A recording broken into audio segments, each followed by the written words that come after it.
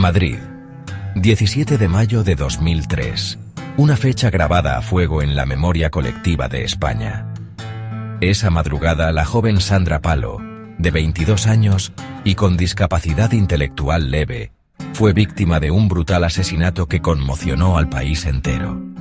Su muerte, marcada por la violencia extrema y la saña, puso de manifiesto la cara más oscura de la sociedad española y abrió un debate sobre la justicia y la protección a los más vulnerables. La noche del 16 de mayo, Sandra salió de su casa en Getafe para disfrutar de las fiestas de San Isidro en Madrid. Llena de ilusión, se dirigió a una parada de autobús junto a un amigo, Juan Alberto, sin saber que ese sería el comienzo de su calvario. 4 jóvenes, cuyas edades oscilaban entre los 14 y los 18 años, se cruzaron en su camino.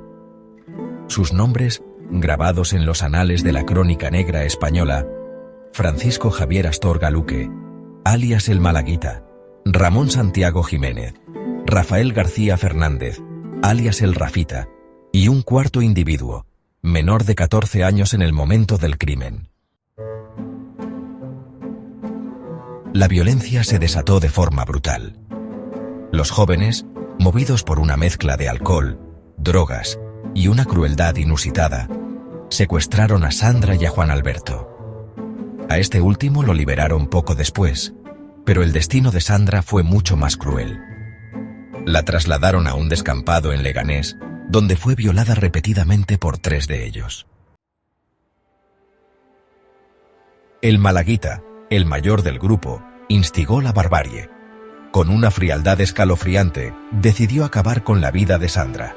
La atropellaron repetidamente con un Citroën ZX robado, utilizando el cuerpo de la joven como si fuera un juguete roto.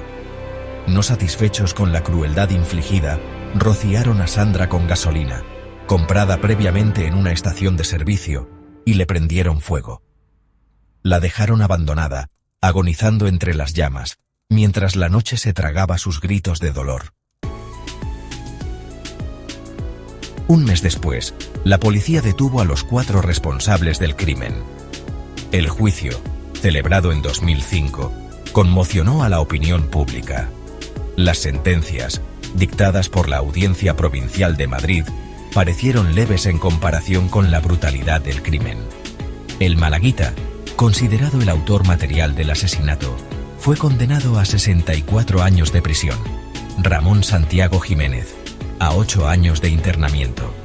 Rafael García Fernández, el Rafita, a 4 años de internamiento. El cuarto implicado, menor de 14 años, fue juzgado conforme a la ley del menor. Sección 6. El legado de Sandra. Una lucha incansable. La muerte de Sandra Palo marcó un antes y un después en la sociedad española. Su caso puso de manifiesto las deficiencias del sistema judicial en la protección de los más vulnerables y la necesidad de endurecer las penas para los menores que cometen delitos graves. María del Mar Bermúdez, madre de Sandra, se convirtió en un símbolo de la lucha por la justicia. Su tesón y su valentía a la hora de reclamar un cambio en la legislación la convirtieron en la voz de aquellos que no pueden defenderse. Sección 7. La sombra de la impunidad. La sombra de la impunidad planea sobre el caso. A pesar de las condenas, la sensación de que la justicia no ha sido del todo satisfecha persiste. El Rafita, tras cumplir su condena, continuó delinquiendo, demostrando que la reinserción social no siempre es posible. Ramón Santiago Jiménez, tras salir en libertad en 2011, también reincidió en el delito. Su detención en 2024 por secuestro y agresión volvió a poner de manifiesto la lacra de la delincuencia juvenil. Sección 8. La sociedad ante el espejo. El asesinato de Sandra Palo obligó a la sociedad española a mirarse en el espejo. Un espejo que reflejaba la violencia, la intolerancia y la falta de valores que anidan en los rincones más oscuros del ser humano. El caso desató un debate sobre la responsabilidad de los padres en la educación de sus hijos, la influencia de los medios de comunicación en la violencia juvenil y la necesidad de construir una sociedad más justa e igualitaria. Sección 9. 20 años después. La herida sigue abierta. 20 años después del crimen, la herida sigue abierta. El recuerdo de Sandra Palo continúa vivo en la memoria colectiva como un recordatorio de la fragilidad de la vida y la necesidad de luchar contra la barbarie.